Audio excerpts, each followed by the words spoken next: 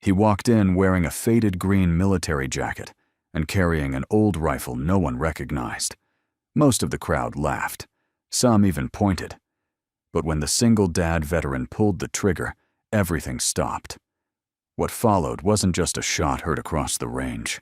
It was a silence that shook the entire room. The gravel crunched softly beneath Caleb Brooks's worn boots as he stepped out of his dusty Ford pickup.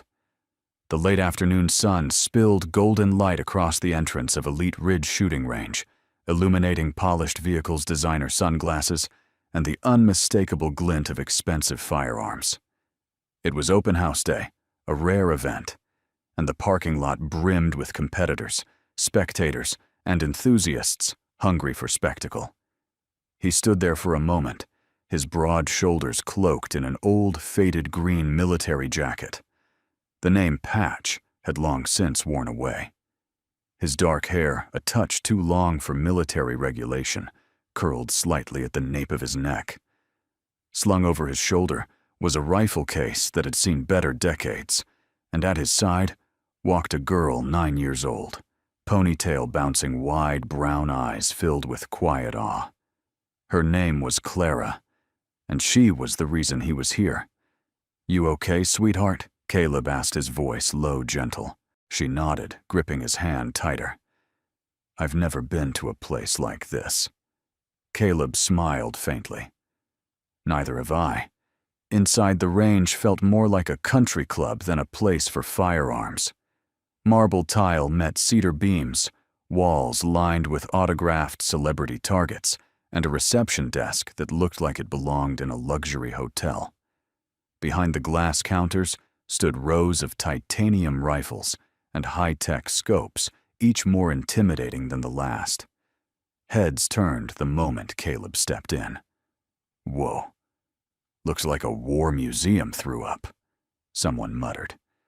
A few younger men chuckled, casting glances at Caleb's ancient rifle case.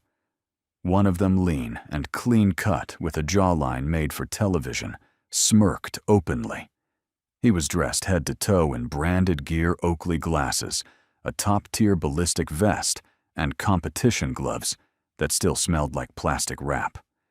Bo Easton, current champion of Elite Ridge, son of the club president, and a man who never missed an opportunity to show off. Bo walked past Caleb with theatrical slowness, tossing a protein bar wrapper into a trash bin and glancing at Clara with an exaggerated wink. "You sure you're in the right place, old man?" Bo called over his shoulder. "We don't do history reenactments here." The chuckles grew louder. Caleb said nothing. He guided Clara gently toward an empty bench along the observation line. He didn't belong here. He knew that. The polished range, the clean walls, the egos. It was a far cry from the wind-blown ridgelines of Kandahar or the quiet pine woods of Oregon, where he now lived in peace. But this wasn't about him. Clara's small voice rose above the low hum. "Dad, is it okay if I watch from here?" He nodded. "Just stay behind the line. Don't talk to strangers unless they talk nice." She gave him a brave smile and sat hugging a small backpack tightly to her chest. Caleb unslung the rifle case and walked toward the check-in table. The woman behind it, mid-30s, pressed uniform, sharp eyes, stopped typing when she saw him. Name Caleb Brooks. She frowned. "Military ID." He shook his head. "Not anymore." She hesitated, scanning his form, then quietly slid over a waiver. "Emma Caldwell," she introduced herself. "Range commander today. Sign and step through the security check. Standard safety rules." Caleb signed, thanked her, and walked through. The metal detector chirped softly, but he passed without issue. Emma watched him go, her eyes narrowing slightly, not with suspicion, but curiosity. Out on the range, the crowd had gathered around Bo, who was now demonstrating rapid-fire techniques on a digital pop-up course. His shots rang out in quick succession, clean, fast, accurate. Applause followed each target drop. Then, as if rehearsed, Bo turned and caught sight of Caleb standing quietly at lane 7. "Hold up," Bo said loud enough to halt the session. "We got ourselves a volunteer from the Smithsonian." "What's that, Grandpa?" A musket laughter erupted. Caleb calmly laid out his rifle on the bench. It was old. Bolt action. Wooden stock, hand-carved, oil-darkened from years of sweat and memory. A Remington 700 once military standard, now long outdated. Bo strutted over microphone still clipped to his vest. "Tell you what," Cowboy Bo said, voice booming over the speaker system. "You land a bullseye on that 100-meter target, I'll give you $10,000 right now." Sound fair, gasps and camera phones lifted instantly. A hush fell across the firing line. Caleb didn't even look up, not interested. But before he could turn away, Clara's voice, small, tremulous, floated through the air. "Dad, you can do it." He paused. The memory hit like a punch. His wife's voice years ago whispering, "You're the calm in every storm, Caleb. You never miss when it matters." He turned back toward the bench, chambered a single round, and settled into position. The entire crowd leaned in. Even Emma Caldwell stepped forward, eyes fixed on him now. No tech, no smart scope, no wind meters, just breath, timing, and instinct. The crack of the rifle split the silence like a blade. The crowd gasped. The screen lit up bullseye, not just a hit. Dead center. Cleaner than any of Bo's had been all afternoon. Bo's smile evaporated. His face tightened. People clapped. One man whistled. And for the first time in years, Clara laughed out loud. Bo Easton's jaw tensed as the final ripple of applause faded. The shot had been too perfect, too fast, too effortless. That kind of bullseye didn't happen by luck, and definitely not by someone dragging around a museum rifle with a military haircut from 2 wars ago. He pasted on a smirk, but behind his sunglasses, his eyes sharpened like razors.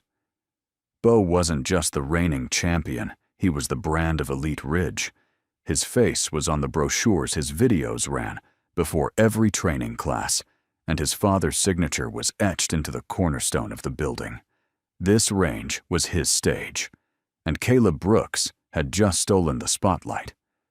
Bo turned back toward the crowd, raising his arms like a performer calling for encore.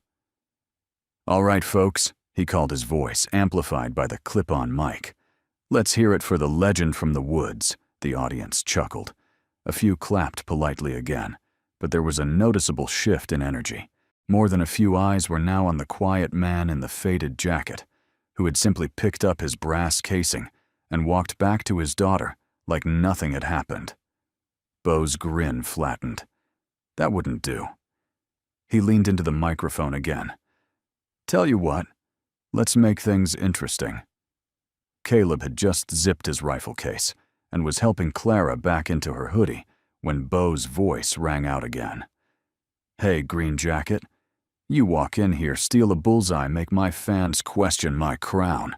He paused dramatically. "Let's settle this properly." Caleb turned slowly. Clara looked up at him, worried. Bo gestured toward the digital board behind him. "Official challenge. 10 stations, 10 weapons, 10 styles. You and me. Head to head." A buzz stirred the spectators. Some pulled out their phones, others whispered. No one had ever publicly challenged Bo at his own range. "I'll put up 100 grand. Bo added, letting the number ring in the air. "You miss a single round? You walk away with nothing. Hit them all, and the money's yours." Caleb didn't answer. His face remained unreadable, but Clara could see it. His jaw tightened just slightly, not with anger, with restraint. Emma Caldwell watched from the control room above the firing line. Her arms were folded, eyes fixed on Caleb. There was something about him. The precision, the calm, the lack of bravado. It wasn't just skill, it was discipline. That man wasn't just a hobbyist. He had trained for that shot. She picked up her tablet, pulled up the registration log, and searched his name again. Brooks Caleb. No rank listed. No veteran status checked. No background detail at all. Odd, she muttered. Down below, Caleb finally looked Bo in the eyes. What exactly are you trying to win? Son Bo grinned. Entertainment, competition, and maybe just a little humbling. Caleb sighed. I didn't come here for a show, right? Bo said mockingly. You just came to haul out a dinosaur rifle and show up the professionals in front of their families. Sure, the insult wasn't subtle. Clara looked up at her father. Dad, you don't have to. He crouched beside her, resting a hand gently on her shoulder. What would Mom say right now? Clara blinked. She'd say, ignore bullies. Caleb chuckled softly. She would. But she also said one other thing, remember? Clara bit her lip, then whispered, don't let truth stay buried. He gave her a gentle nod, then stood and faced the crowd. You want a competition, he said to Bo. We'll do it your way. 10 stations, 10 styles. But no money. Bo raised an eyebrow. What's the matter? Don't think you'll win. I'm not here for prize money, Caleb said. His voice was quiet, but it carried. But if you're going to humiliate someone, make sure it's not in front of their daughter. The line struck deep. A few people even murmured an oof. Then Caleb added, if I win, you donate your $100,000 to the PTSD Youth Foundation. Bo blinked. What you heard me, Caleb said calmly. That money doesn't go to me. It goes to kids. Some of them have seen more fire than you'll ever hear echo in this range. Emma raised her eyebrows. So he was military, the kind who doesn't flash it. Bo hesitated, glancing around as if calculating PR value. Then he laughed. Fine. You're on Hero. He reached out to shake hands. Caleb did the same, firm, simple no performance. As the crowd buzzed with excitement, Clara squeezed her backpack and looked up at her father with something he hadn't seen in her eyes for years. Pride. Later that evening, in a quiet stretch of Oregon woods, 40 miles from town, Caleb unlatched the door to a small steel shed beside their cabin. Inside was a dusty safe. He twisted the combination, opened it, and stared at the contents in silence. A worn tactical logbook, a faded photo of a woman with wind-blown hair and laughing eyes, a ring blackened from smoke, a folded uniform patch, SEAL Team 4, and beneath it all, wrapped in a linen cloth, an old military-issued scope, one not made for civilians. He took the ring and slipped it onto his finger, rubbing it with a thumb. His voice was barely a whisper. I didn't come to fight Sarah, but maybe this fight needs to happen. Clara stood quietly behind him. Mom would have smiled today. He turned. Yeah, she used to say. Your father's aim is sharper than pain. I think I know what that means now. He smiled. Then he reached into the safe, pulled out the old scope, and attached it to the Remington. Tomorrow would be the first day of practice. Not for money. Not for pride.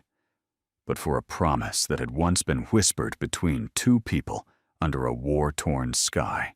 The sun dipped low behind the pine-covered hills surrounding Elite Ridge shooting range, painting the sky in amber streaks. But inside the facility, the air was crackling, not from the echo of gunshots, but from rumor. Word had spread like wildfire. A man in a green jacket, a bolt-action dinosaur rifle, a single shot cleaner than Bo Easton had ever managed, and now a public challenge for 10 stations. By the time Emma Caldwell walked back into her office, 3 staff members had already knocked on her door with questions. Was it staged? Was he military? Why isn't he in the member database? She ignored them all. The moment her door shut behind her, she sat down and pulled up the security logs. Her fingers moved quickly, calling up every camera angle from Lane 7, time-stamped to Caleb's bullseye shot. She watched the footage 3 times.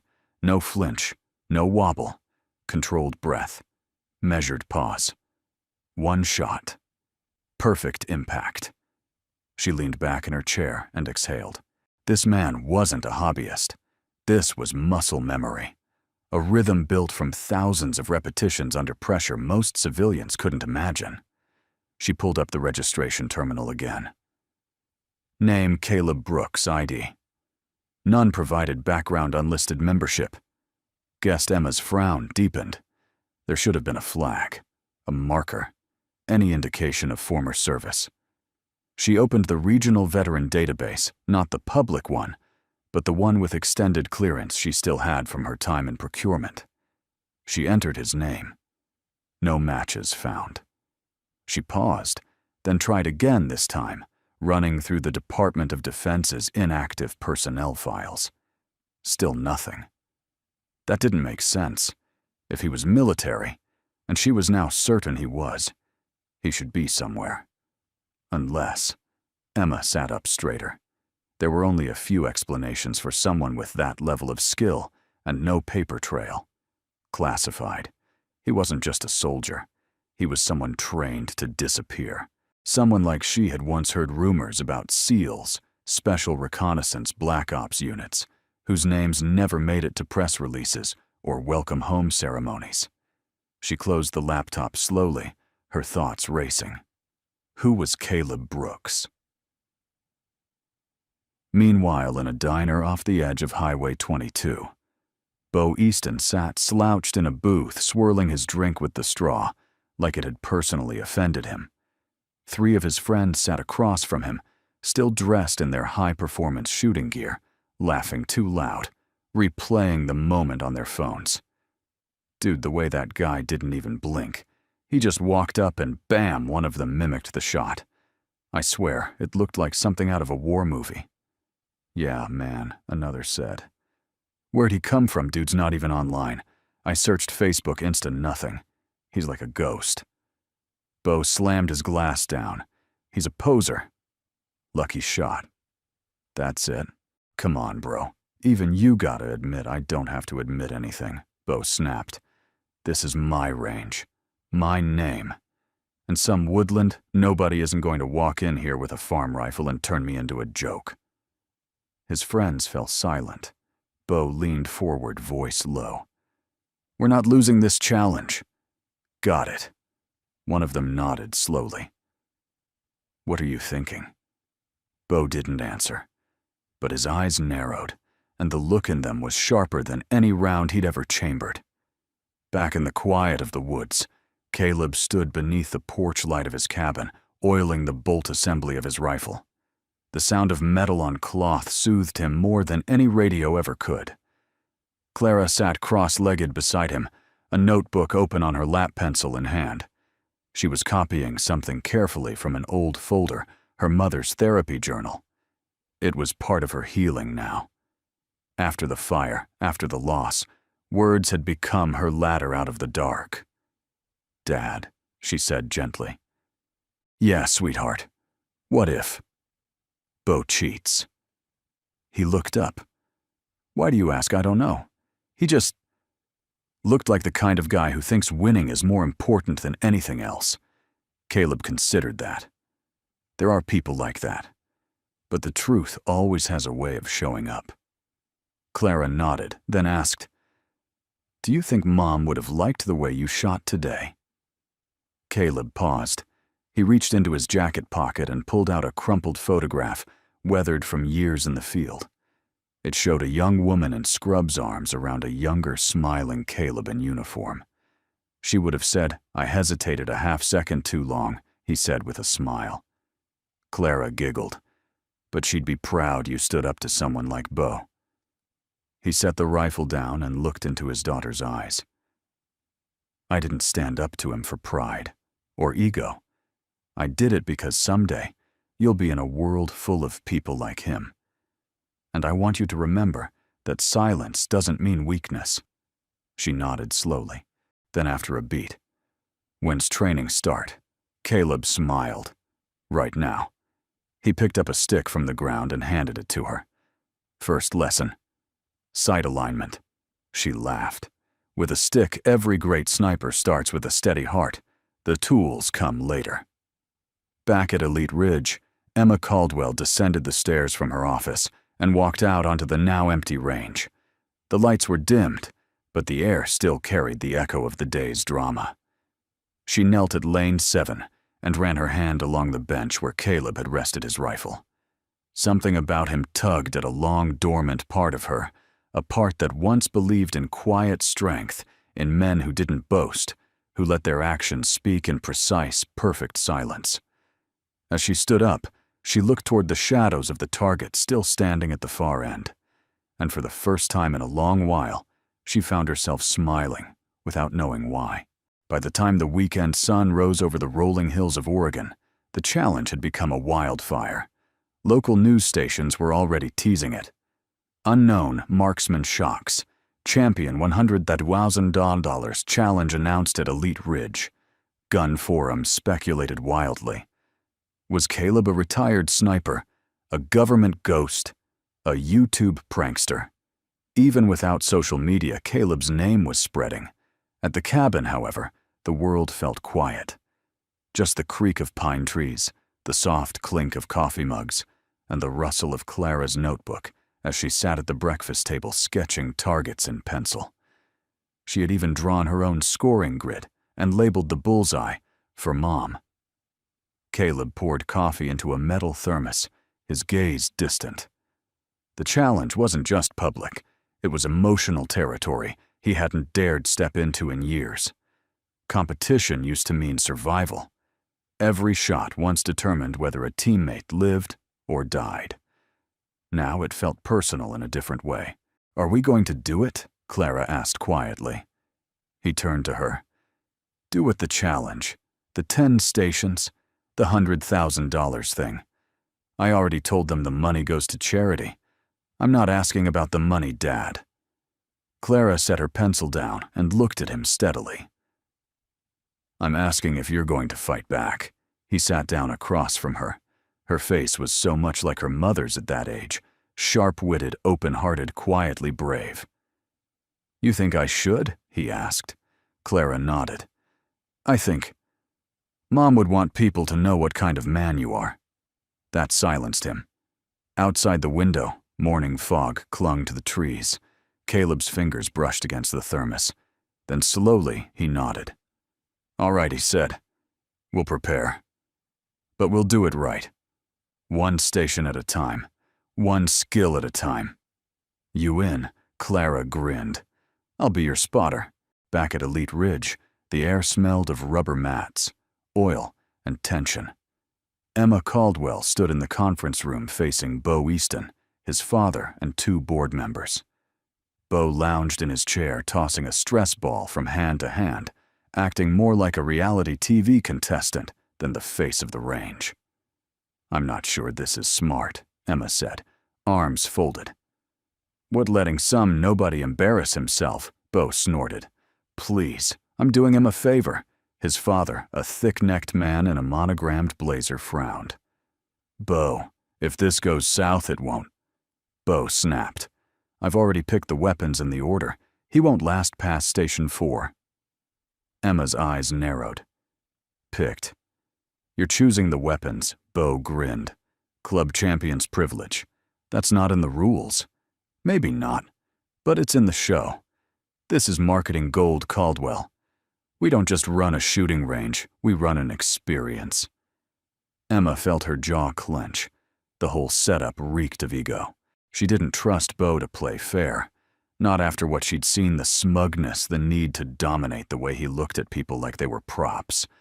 And yet part of her was curious.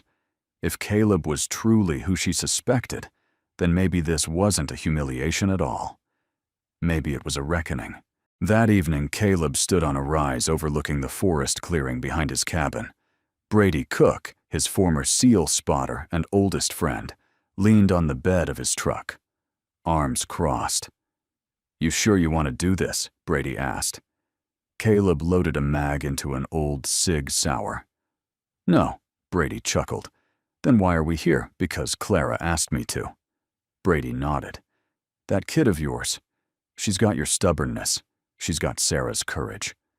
They stood in silence for a moment. Then Brady picked up a clipboard. "All right, here's what Bo picked for the first 5 stations. Some of it's reasonable M4AR-10 bolt-action 308. But then it gets weird. A .22 long-range trick shot. A lever action at 300 yards. Trying to stack the odds, Caleb muttered. Brady smirked. Trying to look good. Losing. He's scared. I don't care about him, Caleb said, checking his sights. I care about what Clara sees. Brady raised an eyebrow. You ever going to tell her the truth about your last mission? Caleb paused. Not yet. Why not? Caleb looked out over the tree line. Because she still sees a hero. Brady didn't argue. He knew the story. The fire. The mission that went wrong. The name Caleb carried with him like a scar beneath his skin. And he knew this challenge wasn't about reputation. It was about redemption. At the same time, in a quiet upstairs room above the Elite Ridge control office, Emma Caldwell opened an old steel box she hadn't touched in years. Inside was her own service patch. 1st Marine Division. Fire Control Unit. Afghanistan. She had known men like Caleb. The ones who didn't boast, didn't show off, didn't wear their service like a medal, but carried it like a grave marker. She picked up her phone and dialed a contact in D.C. Hey, she said when the line connected. I need a name looked up. Brooks. Caleb Brooks. Former SEAL, I think. Maybe Black Ops. Can you check the off-books database? The man on the other end paused. You're digging deep, Emma replied softly. He's the quiet kind.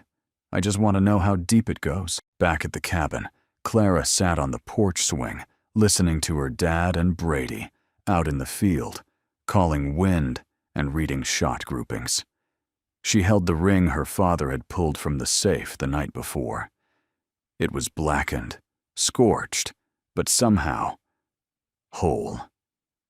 She slipped it over her thumb and whispered, "For Mom." Then she opened her notebook to a fresh page. Across the top she wrote, Quiet Aim, Day 1.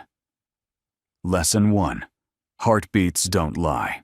Caleb Brooks had not opened the old safe in nearly 6 years. Not since the night the fire took Sarah. Not since the folded flag. Not since the war ended in every way that mattered. But now the lock clicked open again, like a gate to a memory that had never stopped whispering. Inside, nothing gleamed. There were no medals, no framed certificates, just the essentials kept out of sentiment, and something deeper, something sacred. The first thing his fingers touched was the logbook, tattered at the corners, military green. Inside were notes scribbled in pencil wind formulas, trajectory adjustments, atmospheric corrections, even diagrams of mountain ranges. Pages worn thin from battle and time. He placed it on the wooden table. Next, he lifted out the photograph, Sarah's photograph, taken the week before his final deployment. She was sitting cross-legged on a picnic blanket with Clara in her lap, her hair wild in the wind, laughing at something Caleb had said off-camera. She looked alive, not like a memory. Caleb swallowed. At the bottom of the safe sat a ring blackened from smoke, its engraving still legible inside. Come home to love, not silence. He held the ring in his palm, closed his eyes, and let the weight of it center him. Behind him, Clara stood silently barefoot on the wood floor, her hair still damp from the rainstorm earlier that afternoon. She said nothing, just waited. Her father was somewhere else, and she knew better than to interrupt when he went there. Finally, Caleb spoke. When I was deployed, he said, voice soft, but steady. Your mom used to send me voice messages. She hated writing letters. She said paper couldn't carry tone. Clara stepped closer. I remember her voice. I used to fall asleep to it. She had a saying, he continued. The world's loudest men never hit their targets. She believed in quiet strength, in aim born of patience. Clara placed her small hand over his. She believed in you. He opened his eyes and nodded. She did. And before she died, she asked me for one last thing. What was it? Caleb stared at the ring. To show Clara what strength looks like when it heals instead of hurts. Clara didn't answer. She reached into her backpack and pulled out her mother's old therapy binder, thick water-warped from the fire, but still legible. She had been reading it every night since the day Caleb agreed to the challenge. Mom wrote something on the last page, Clara said. Caleb turned the page slowly. The handwriting was shakier than usual, done in a hurry perhaps, or in pain. He never misses what matters. Teach Clara to aim with love. Caleb's throat tightened. He took the logbook and laid it beside the binder. Then slowly he placed the ring on his finger again, for the first time since Sarah's funeral. I made her a promise, he said. And I'm going to keep it. Over the next week, the clearing behind their cabin transformed. Brady Cook brought equipment. Steel targets, wind flags, makeshift barricades. One day, it was a moving target. The next, a timed blind shot. They trained like ghosts, early, quiet, efficient. But this wasn't just tactical. It was personal. Every station Bo had listed was dissected. Caleb didn't just rehearse technique, he revisited memories. Each gun brought something back. The AR-10 took him to Fallujah. The bolt action reminded him of the Andes border mission. The .22 long-range shot recalled that one night in Ukraine, when the difference between failure and survival was a single breath in cold fog. Clara was there through it all. She carried the logbook like a Bible, took notes, called wind, read angles from tree movement. She didn't always get it right, but Caleb never corrected her harshly. Precision grows from patience, he would say. Brady, who had never been a father himself, began teaching Clara, too, how to calibrate scopes, zero optics measure humidity. He nicknamed her Little Spotter. One evening, as the last rays of sun melted into dusk, Clara stood by a haystack squinting through binoculars. Wind's picking up from your 7 o'clock, Dad. About 3 knots, Caleb looked over.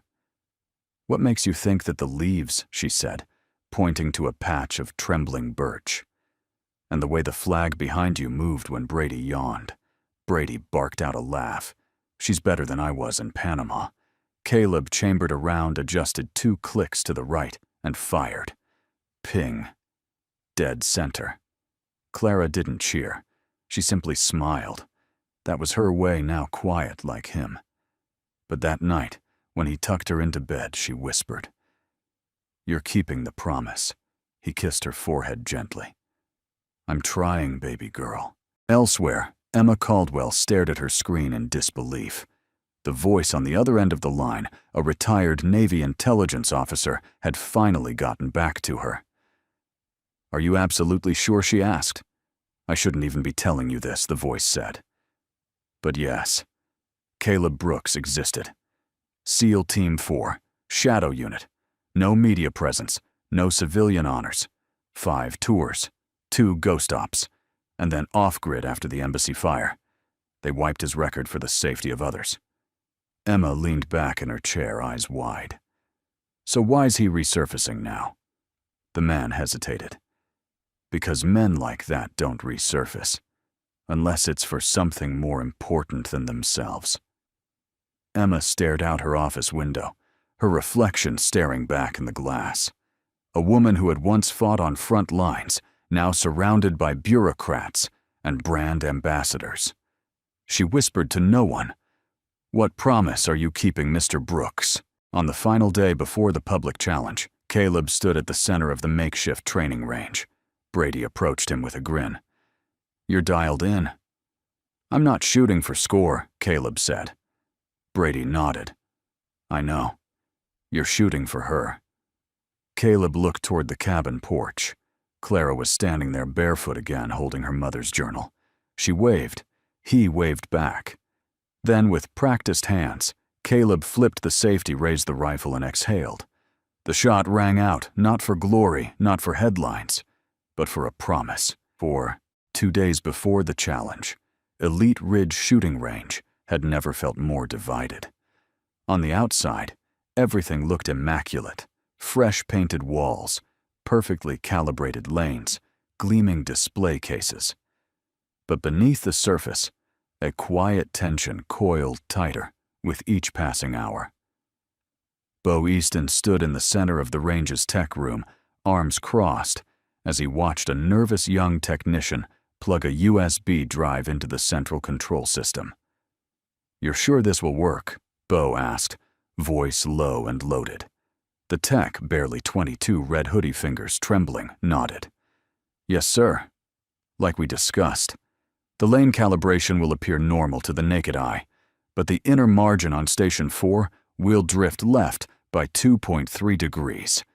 That's enough to throw him off by a hair, but not enough to trigger system errors." Bo smirked. Perfect. And the sensors on Station 6, timed delay. His trigger pull will register late by 0.07 seconds. Just enough to miss the moving target. Bo leaned in, eyes gleaming. Good. When he misses, he'll look sloppy. And the crowd'll forget all about the forest sniper routine. The tech hesitated. "This isn't illegal, right? I mean, it's just a glitch." Bo's smile tightened. "It's just good showmanship. We're not at war here. We're at a brand event." The tech gulped and said nothing more. Outside the room, the sound of target practice echoed faintly. Pop, pop, ping, followed by applause. Someone was already warming up. Bo didn't care. He wasn't here to practice. He was here to control the narrative. At that same moment, Caleb Brooks stood quietly near Lane 9, his rifle resting on the bench beside him. He wasn't shooting yet, just watching. His eyes scanned every inch of the range, the wind flags, the lighting angles, even the reflection from the ceiling-mounted cameras. Years of training had made him fluent in environments. It was never just about the target. It was about everything around it. He noticed small things. Station 4's target rack looked recently adjusted. The electronic readout at Lane 6 flickered once when Bo walked by. And the technician Bo had been talking to kept glancing toward Caleb, then away. He said nothing. Instead, he ran his fingers along the wood of the Remington stock, grounding himself in something real, something untouched by ego or circuitry. Clara stood behind the glass divider holding a notebook and stopwatch. She was dressed in her best hoodie and a baseball cap that once belonged to her mother. She looked like a spotter in training from another world, too young, too brave, too wise. "Wind from 3 o'clock, she said softly. "Humidity's rising." Caleb gave her a small nod. Emma Caldwell stood a few lanes over arms, folded, observing everything. She wasn't wearing her usual range uniform today. Instead, she wore jeans, a black zip-up jacket, and the look of someone who had once worn a different kind of uniform. She hadn't spoken to Caleb yet. Not directly. But she had watched. Closely. And the more she watched, the more certain she became. He wasn't trying to win. He was trying to prove something else. As Caleb adjusted his rifle, Emma walked over, stopping just short of the firing line. "Station 4's target rig got new hardware," she said casually. Caleb didn't look up. "I noticed." Emma glanced down.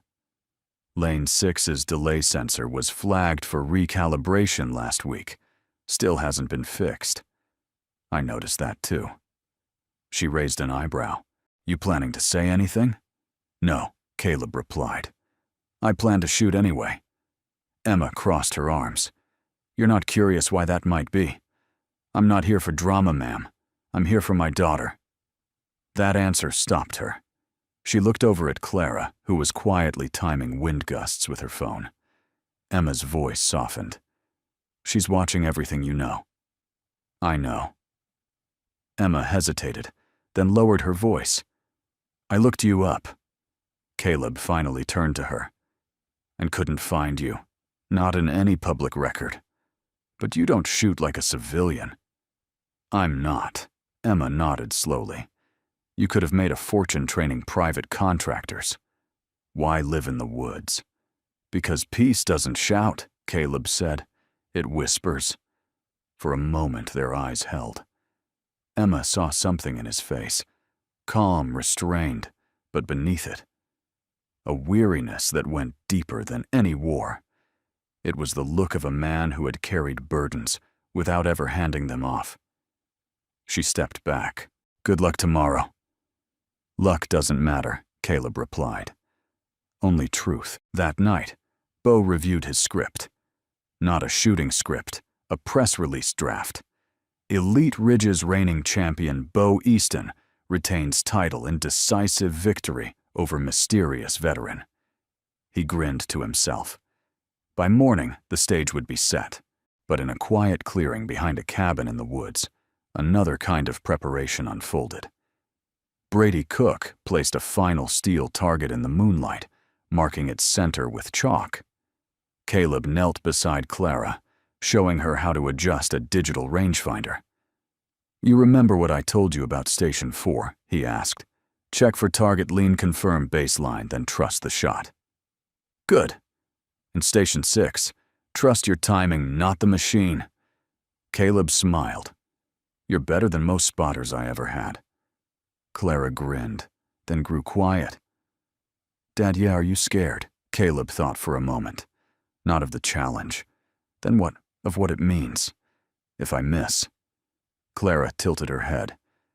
"You told me it's not about winning." "It's not." "Then missing doesn't change anything." He looked at her. Really looked. This girl, his daughter, was carrying the kind of wisdom that had taken him years to earn. She wasn't healing from trauma with therapy alone. She was healing by watching him stand tall. He nodded. "You're right." Clara stepped closer, reached into her jacket and pulled out her mother's ring, the one Caleb had given back to her last week. She pressed it into his palm. "Wear it tomorrow," she said. For both of us. The morning of the challenge dawned still and cold. Clouds hung low over Elite Ridge shooting range, casting a silver wash across the concrete and steel. Inside the gates, a crowd had already gathered, spectators, reporters, hobbyists, and veterans. Some came for the drama. Some came to see the mysterious man in the green jacket. Most came expecting Bo Easton to dominate. Caleb Brooks arrived the way he always did, quietly. No entourage, no gear cart. Just Clara beside him carrying his rifle case with both arms, her boots crunching against the gravel. Her father hadn't said much on the drive in. He didn't need to. His silence was full of purpose. Clara glanced up at him. "Ready?" Caleb nodded once. Emma Caldwell met them at the entrance. Today she wore her full-range commander's uniform, but her eyes were warmer than before. "You're cleared," she said, holding out his competitor badge. "Station order hasn't changed. You'll alternate with Bo. Each of you takes a turn per station. Your scores are tracked in real time. Final tallies at the end." Caleb took the badge, but said nothing. Emma added more softly, "If you feel something's off with the equipment." "I'll adjust," he replied, then looked her in the eye. "Thank you for watching."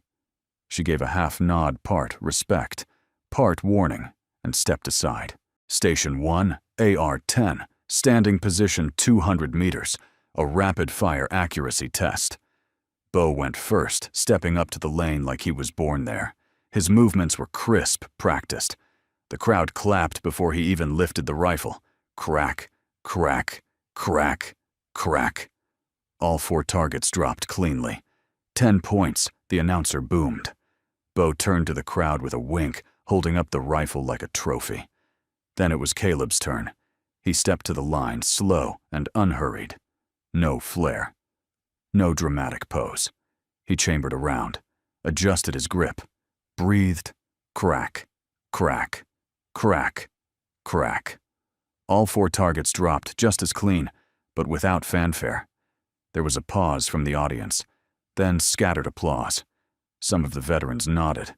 They could tell. The rhythm in his shot wasn't competitive, it was calculated, born in chaos, refined in calm. Bo didn't clap. He just smiled a little too hard. Station 2, 9 missile time to draw. Bo's time 2.08 seconds. Caleb's time 2.15, the crowd murmured. Emma, watching from the observation deck, didn't say a word, but her pen tapped against her clipboard a little faster now. Station 3, moving target side angle M4 carbine. Bo nailed his run. So did Caleb. Tension rippled through the crowd. The score was neck and neck. For the first time, people realized this wasn't going to be a rout. It was a war of inches.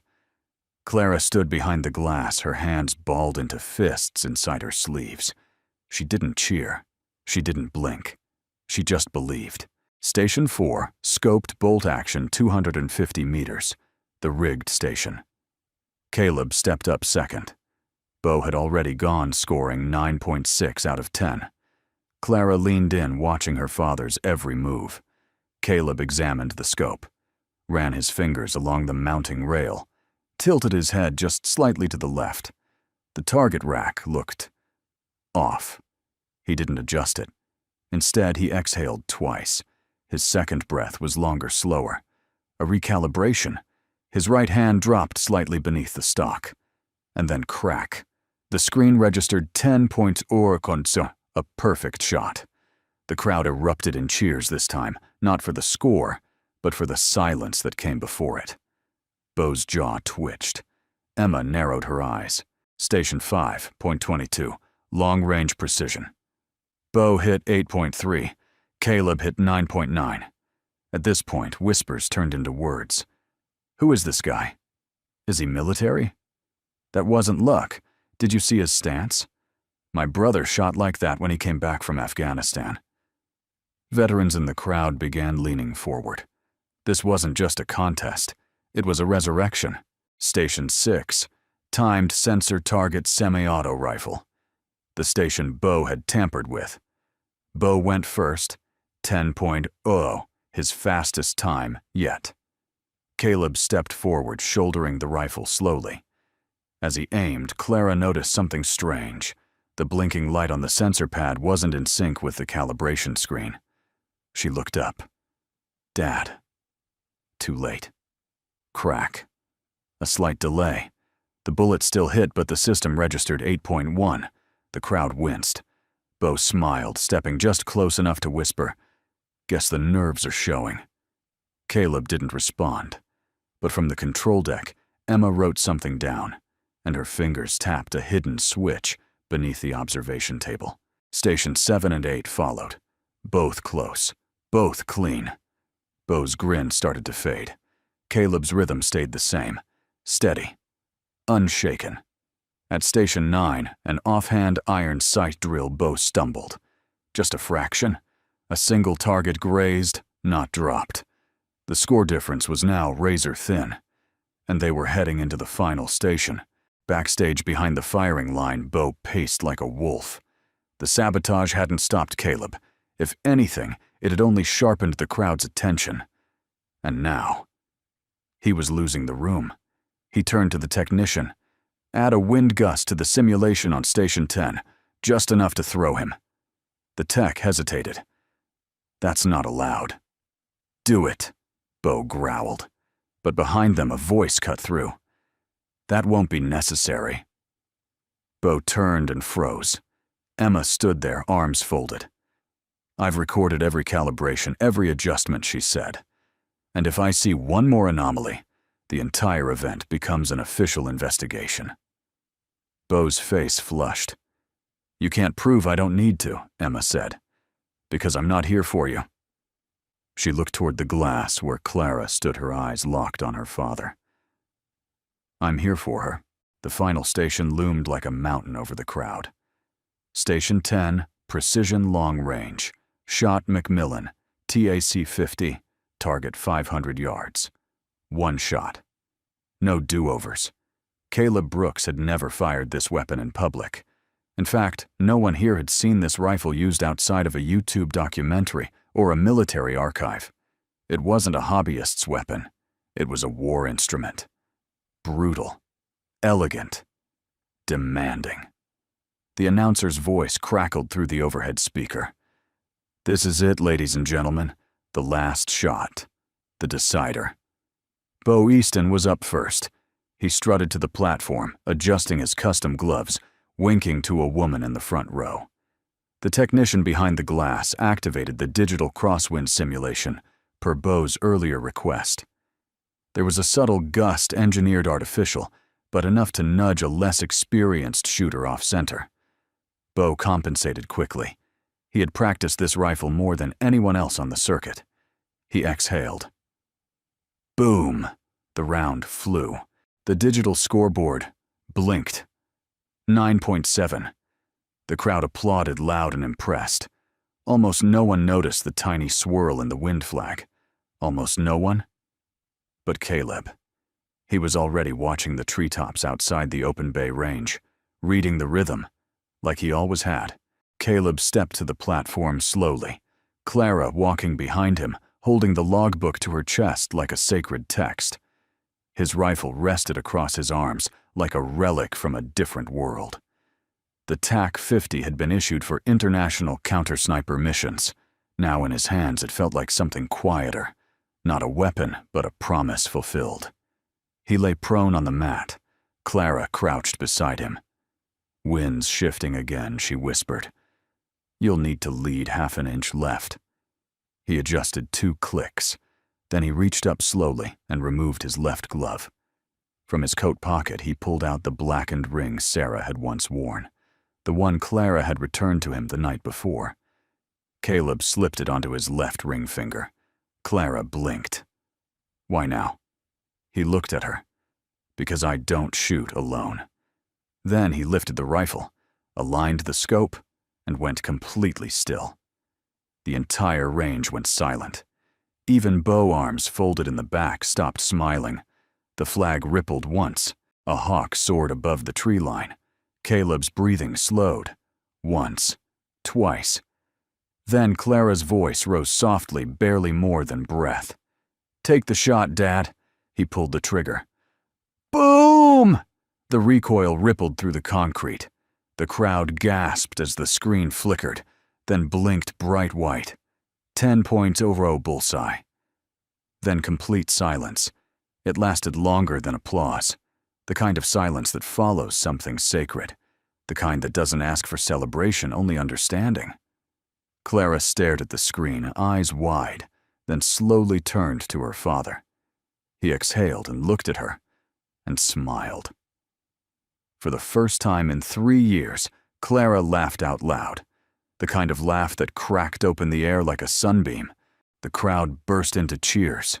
Some stood. Veterans in the audience saluted. Children clapped. Even a few of Bo's supporters dropped their phones in awe. But Caleb didn't move. He stayed prone a moment longer, eyes closed. Because in that silence, he heard her. Sarah's voice. Soft, proud, eternal. You came home, love. You kept the promise. Emma Caldwell stood at the edge of the firing line, hand over her mouth. She wasn't crying, but something deep inside her had shifted. She'd seen soldiers shoot. She'd seen competitors win. But this was different. This wasn't just a shot. It was a release. Backstage, Bo shoved open the equipment room door, knocking a cart sideways. The technician scrambled to stand. You said that gust would throw him. The tech panicked. He read the trees, man. He didn't even look at the readout he adjusted before it fired. Liar, Bo shouted. You lost, said a calm voice behind him. Bo turned. Emma stood in the doorway holding a tablet. Everything you touched, she said evenly, was recorded. Your sabotage, your unauthorized adjustments. I'll be turning it in unless you walk out right now and forfeit the title with grace. Bo's face went pale. You don't have that kind of authority, he hissed. I do, she said, lifting the tablet. And I'll use it. Or, she stepped forward, lowering her voice, or you admit what everyone out there already knows. He won. Clean. Bo stared at her jaw working. Then he shoved past her and kept walking. On the range, Caleb stood now, Clara's hand wrapped in his. The announcer's voice returned. Ladies and gentlemen, Your new record holder for Station 10, Caleb Brooks. Cheers roared. But Caleb didn't raise his arms. He didn't bask. He simply turned to his daughter and nodded, because the applause wasn't the victory. She was. That evening, long after the crowd had left and the cameras had shut down, Caleb and Clara sat alone on the edge of the now empty field. The wind had settled. The trees were quiet. Clara leaned her head against his shoulder. "Did you hear her too?" she asked softly. He didn't answer, but he placed his hand over hers, the ring still on his finger. And in the deepening dusk, father and daughter sat in silence, not because they had nothing to say, but because they didn't need to. By late afternoon, Elite Ridge had emptied. The banners still fluttered in the breeze. Empty coffee cups littered the benches, and the echo of the final shot still seemed to hang in the air like distant thunder refusing to fade. Inside the control room, Emma Caldwell sat alone at the surveillance desk. The door was locked. Her face was lit only by the glow of multiple screens as she scrubbed through hours of footage, every camera angle, every technician's keystroke, every flicker on the calibration monitor. There was no longer any doubt. The system had been tampered with twice. First at Station 4, where a slight leftward tilt had been coded into the motorized target rig. Then at Station 6, where a 0.07-second delay had been introduced just before Caleb's shot. Emma clicked the screen still. Her jaw tightened. Not with anger, but something heavier. Shame. Because she hadn't stopped it. She'd suspected, but let it go too far. She opened a secured email window, began typing a report to the oversight board, complete with timestamps, evidence files, and one simple recommendation: disqualify Bo Easton. Revoke his standing. Permanently. Before hitting send, she paused, then added one more sentence. In his silence, Caleb Brooks honored the spirit of this range more than any champion ever has. She hit send, then leaned back, exhaling a breath she hadn't realized she'd been holding. Outside in the soft amber wash of golden hour, Clara Brooks sat on the hood of their truck, swinging her legs slowly back and forth. She wasn't talking, wasn't sketching, just smiling. It was the kind of smile that started in the eyes quiet and unshakable. Caleb stood a few feet away talking with Brady, but his eyes kept drifting back to his daughter, as if afraid the smile might vanish again like it had so many times before. Brady clapped him on the shoulder. "You did good." Caleb shook his head. "She did." Brady gave a knowing smile. "You both did. You gave her something no therapist, no medication ever could." Caleb looked at him. What a reason to believe in peace again. They stood in silence a moment longer, watching Clara as she leaned back and stared up at the sky. Then Caleb said, "Thank you. For everything." Brady shrugged. "You'd have done the same for me." Caleb nodded. "Still," Brady added, "I can't wait to see Bo's face when he finds out Emma filed that report. He already knows." Brady raised an eyebrow. How Caleb looked toward the building, toward the control tower. "She doesn't play games," he said. And she saw him clearly today. Back inside, Emma walked through the now empty corridors of Elite Ridge, clipboard in hand. The day had drained her more than any battlefield. As she stepped out into the courtyard, she spotted Clara, alone, at peace. She walked over quietly. "Hey." Clara turned. Her eyes brightened. "Hi, Miss Emma." Emma smiled. "Can I sit?" Clara scooted over on the hood, patting the spot beside her. They sat in companionable silence for a while. Then Emma said, "You were incredible today." Clara looked down, bashful. "I didn't do anything. You watched everything. You noticed things most adults would miss, and you believed when it mattered." Clara thought for a moment. "I used to think being strong meant being loud." Emma nodded. "A lot of people think that." my mom used to say. Strength isn't noise. It's what you carry when no one's watching. Emma looked at her. She was wise. Clara nodded. She was also stubborn. They both chuckled. Then Emma asked softly, "Can I ask you something?" "Sure. When your dad took the shot today, what did you see?" Clara didn't hesitate. "I saw a man who wasn't afraid anymore." Emma blinked. The answer hit harder than she expected. Clara looked up at the sky. "I think he's free now." Later that evening, Caleb stood in the shadow of the observation deck, looking out across the field. The targets had all been cleared. The range was quiet. Emma joined him. "I filed the report," she said simply. He nodded. "I know you knew," she added. "About the sabotage." "I did." "Why didn't you say anything?" He shrugged. "The moment I do, it becomes about them, about the fight, not the purpose." Emma studied him.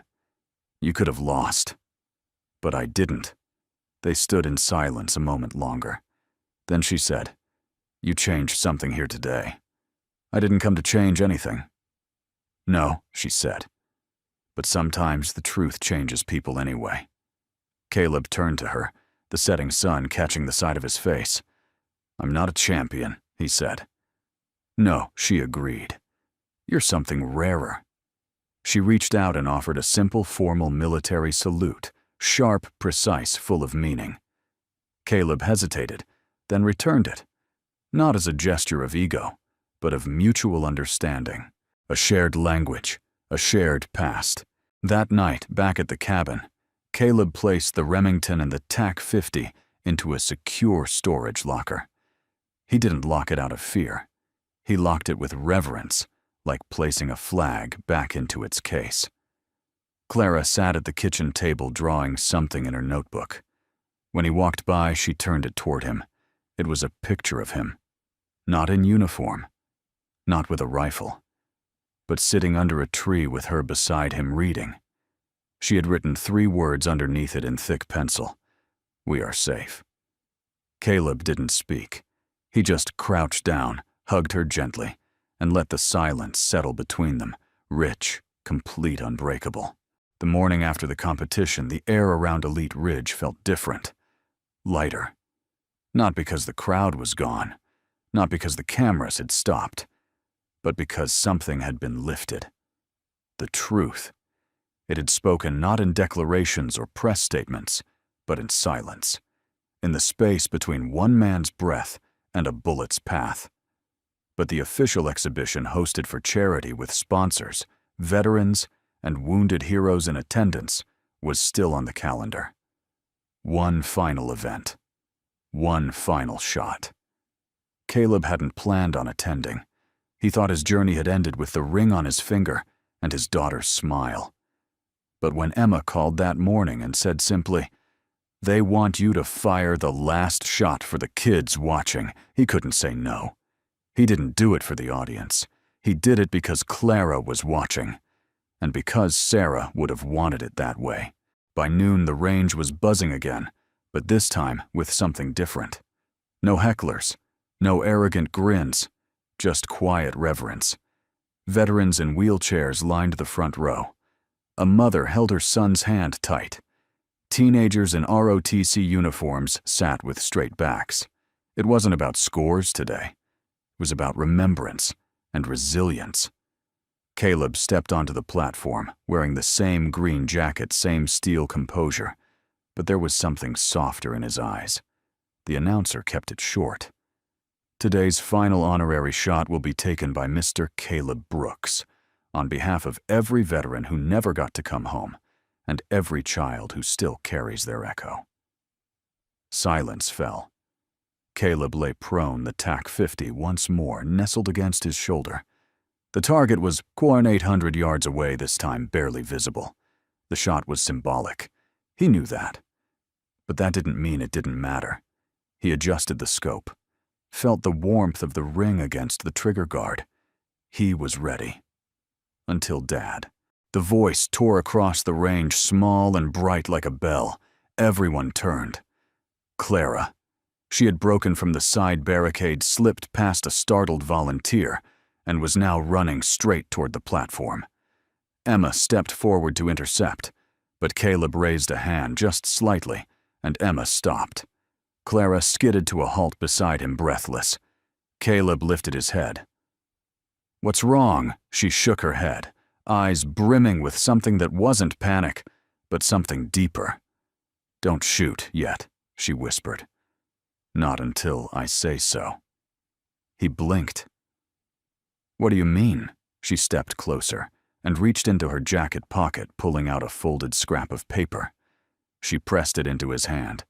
He opened it slowly. It was a handwritten note in Sarah's looping cursive. Faded. Water-stained. "One day when the world finally hears your silence, make sure Clara knows it spoke for love." Caleb didn't move. The moment caught in his throat and his chest and his trigger finger. He looked at Clara. "Where did you find this?" She sniffled, tucked behind the mirror, the one she used for therapy. The crowd was watching now, but they weren't restless. They were still, because they saw something sacred unfolding. Caleb looked back, downrange, then back at Clara. Then he nodded. "You ready now?" he asked her. Clara wiped her eyes and said, clear and calm, "Now." He exhaled and pulled the trigger. Boom! The sound didn't echo this time. It landed. Solid. Final. The screen didn't flash numbers. It didn't need to. Instead, it lit up with a single word. Home. Applause rose, not explosive, but sustained. The kind that said, "We saw something that matters." Clara wrapped her arms around him as he sat up. He hugged her close, burying his face into her shoulder. He didn't speak. He didn't need to. But the tears that touched his cheek were not sorrow. They were release. Later, as the crowd dispersed and the stage was disassembled, Caleb and Clara walked alone toward the old Ford truck. Emma intercepted them halfway. She handed Caleb a manila envelope. From the board, she said, "They're offering you an honorary lifetime membership. Private lane. Full discretion." Caleb looked at the envelope, then back at her. "I didn't come for perks. I know she said. That's why it matters." He tucked the envelope into his jacket. Then, to Emma's surprise, he added, "I'd like to use the lane, but not for me." She raised an eyebrow. "For who? For kids like Clara, and vets who forgot how to breathe." Emma smiled. "Then we'll call it the Quiet Aim Lane." Clara beamed. "That's what I named Dad's practice journal." Emma winked. "Then it's official." That night, back at the cabin, Caleb sat beside the fireplace, the ring still on his finger, the paper note from Sarah resting beside a cup of tea. Clara was curled up on the couch, sketching a new picture. She held it up. It showed a long field, a father and daughter, and a single word written in the sky above safe. Caleb took it from her, studied it, then whispered, "That's what we are now." And as the fire cracked and the pine trees swayed gently outside, silence filled the room. Not the silence of grief, but the kind that holds peace, and a promise kept. They called it the Ghost Arrow. Not officially, of course. But within 48 hours of the honorary exhibition, Caleb Brooks' final shot had become legend. Clips of the moment, Clara's voice calling out Caleb, slipping on the blackened ring, the long breath before the trigger had gone viral. But it wasn't just about the accuracy. It wasn't just about hitting the target. It was about why he shot. There had been no sponsor logos, no fist pumps, no ego. Only a father, a daughter, and a silence so powerful it spoke louder than any speech. And in that silence, others began to speak. Across the country, something unexpected happened. Veterans, many long forgotten, many still fighting their own ghosts, began sharing their stories. In Pennsylvania, a retired Army medic wrote in the comment section, "My granddaughter asked why he closed his eyes before he fired. I told her, because sometimes we aim through memory, not sight. In Texas, a Marine who hadn't spoken to his children in years sent them the video with 2 words I understand. A former sniper from Kentucky uploaded a quiet video response, a single shot, and a salute. Within 3 days, Caleb's name wasn't trending because he was a champion. It was because he had become a symbol of healing without a spotlight. At Elite Ridge, Emma Caldwell watched it all unfold from her office window. She had seen war change men, seen pride ruin careers, seen ambition silence meaning. But this was different. She clicked open a new tab and began designing a flyer for something she hadn't thought possible a week ago. Quiet Aim, a free training program for veterans and children with PTSD, led by Caleb Brooks. Launching soon, and at the bottom, in italics, sometimes silence is the loudest strength. Meanwhile, in the woods of Oregon, Caleb wasn't thinking about virality or headlines. He was repairing a fence post, hammering quietly under the gray sky, while Clara brushed pine needles from the porch steps. Their life hadn't changed in any material way. The truck was still old, the rifles were still locked away, and dinner still consisted of canned stew and toast. But something had changed. Clara laughed more freely now. She asked questions without fear. She wore her mother's necklace again. And at night, before bed, she'd whisper things like, "You didn't just break a record, Dad. You broke something open." Brady Cook stopped by on the 3rd day after the shot, leaning against his truck with a smile. "You're a celebrity now," he teased. Caleb didn't even glance up from the fence line. "You always said I'd go viral for tripping over a root and shooting myself." Well, I was close. Brady stepped closer, holding up a printout. "Emma asked me to give you this." Caleb took it, scanned it. Quiet Aim program. Free instruction for children of military families. Bi-weekly sessions. Limited to 10 students per cycle. Instructor Caleb Brooks. Below that, a testimonial from a parent. "My son lost his words when his father didn't return. But after just 1 day with Caleb, he whispered, 'I want to aim like him.'" Caleb folded the paper and slipped it into his jacket. "I don't teach for praise," he said. "I know," Brady said. "You teach because you never stopped being a soldier. You just changed battlefields." Caleb gave him a long look, then with the faintest smile. "You ever consider being a co-instructor?" Brady grinned. "Already packed my vest." That Sunday at a community center just outside Salem, the first session of Quiet Aim began. 10 children, 4 veterans, and 1 man in a faded green jacket. No media, no fanfare, just silence and focus. Clara stood by with a clipboard officially labeled Assistant Coach, though her most important job was handing out juice boxes and encouragement. She wore a baseball cap embroidered with a new logo, a single arrow flying into the wind. At the end of the session, a boy named Ethan, 7 years old father killed in Afghanistan, approached Caleb. "You were in a war, huh?" he asked.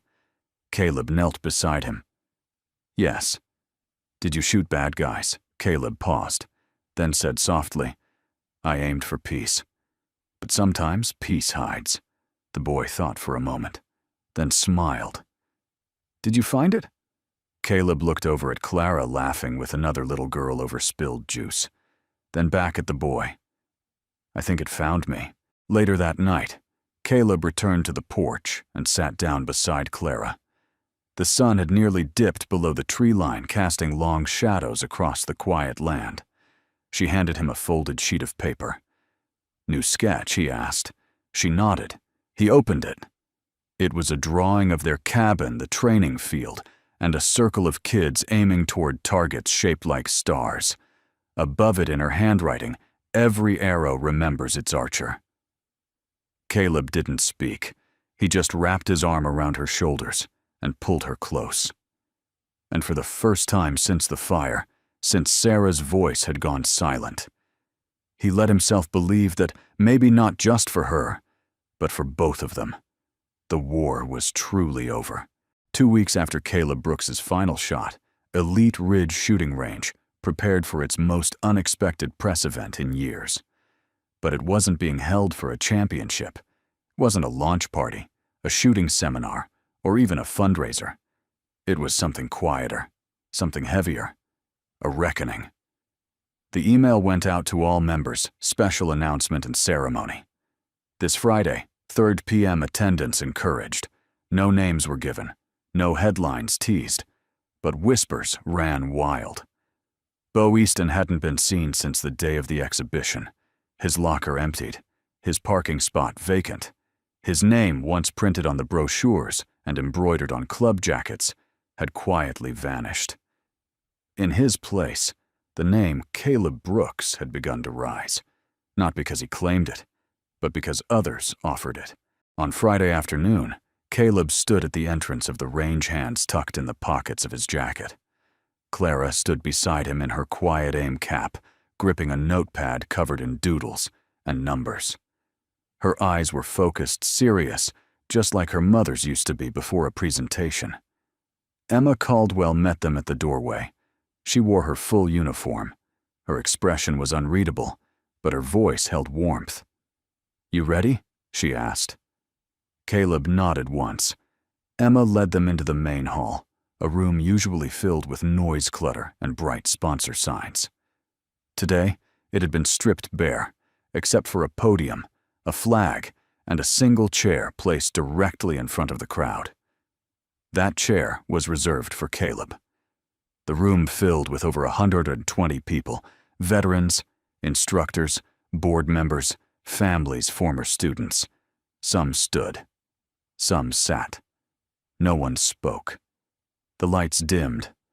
Emma stepped to the microphone. "Most of you know me," she began. "Some of you trained under me. Some of you questioned me. Today I'm not here as your range commander." She paused. "I'm here as a witness." Murmurs rippled. Emma continued. 2 weeks ago, in front of this community, a man stepped onto our field.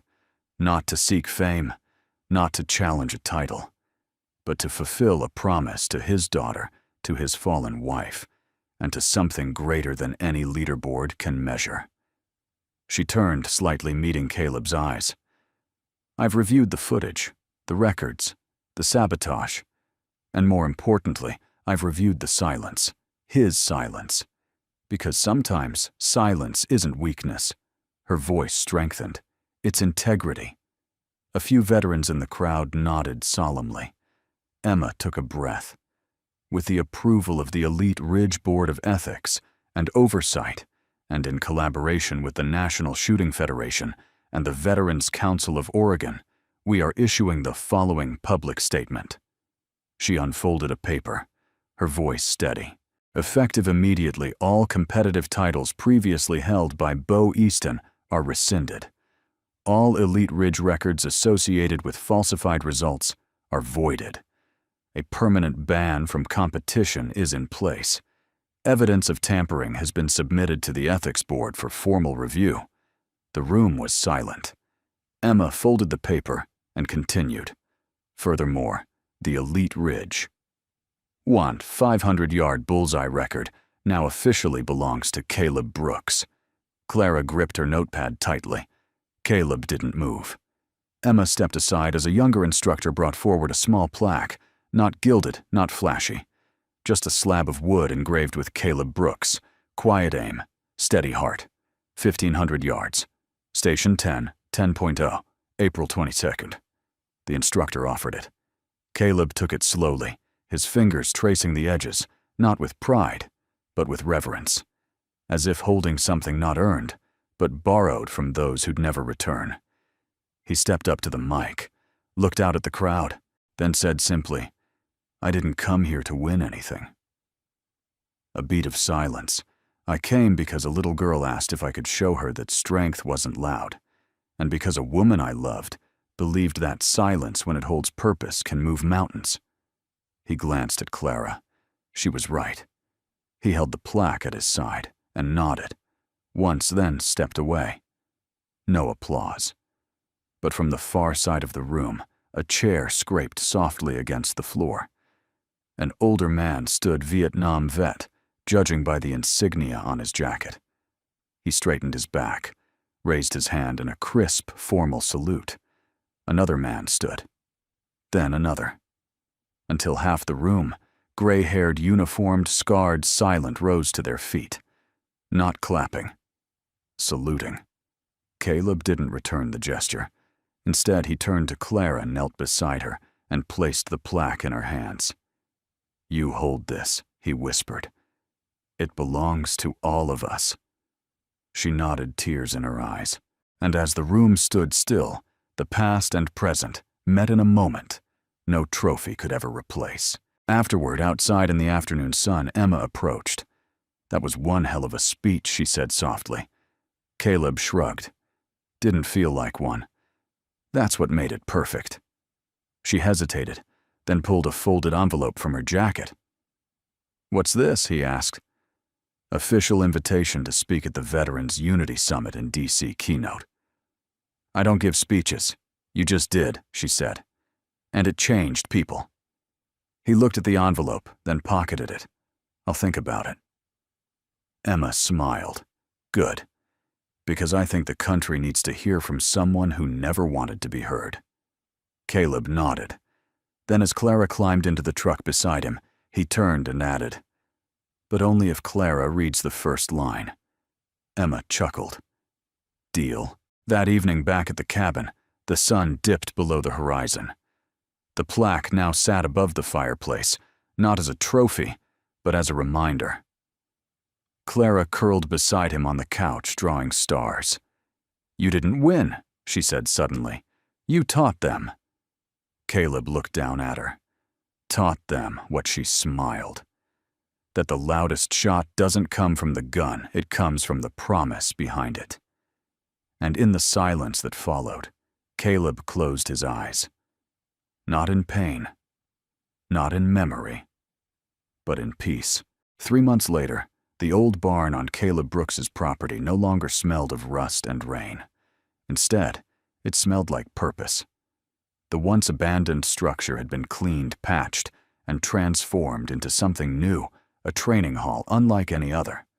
No glass trophies, no digital simulators, no loud commands, just woodwind and silence.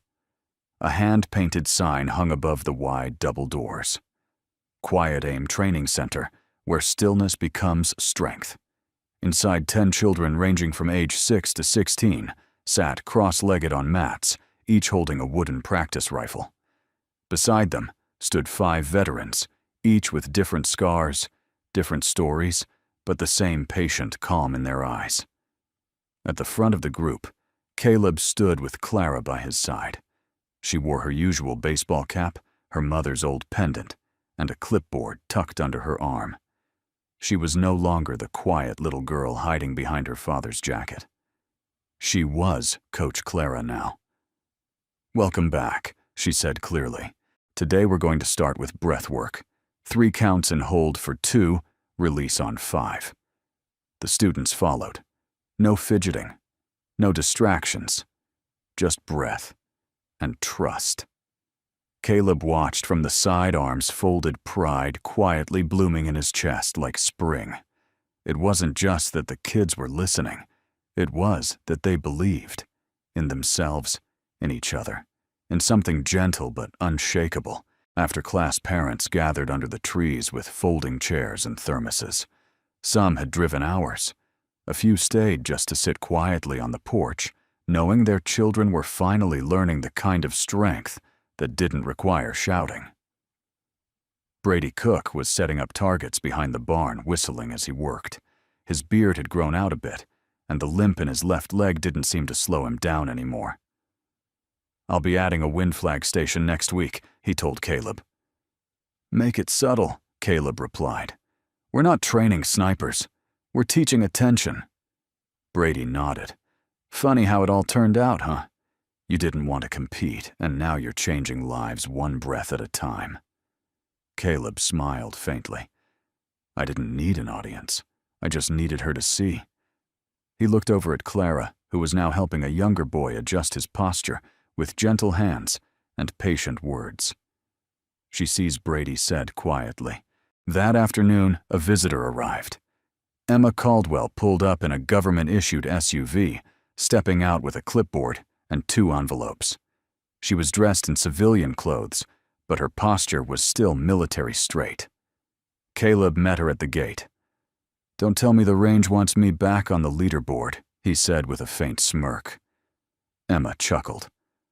"No, but the Veterans Alliance wants to license your curriculum.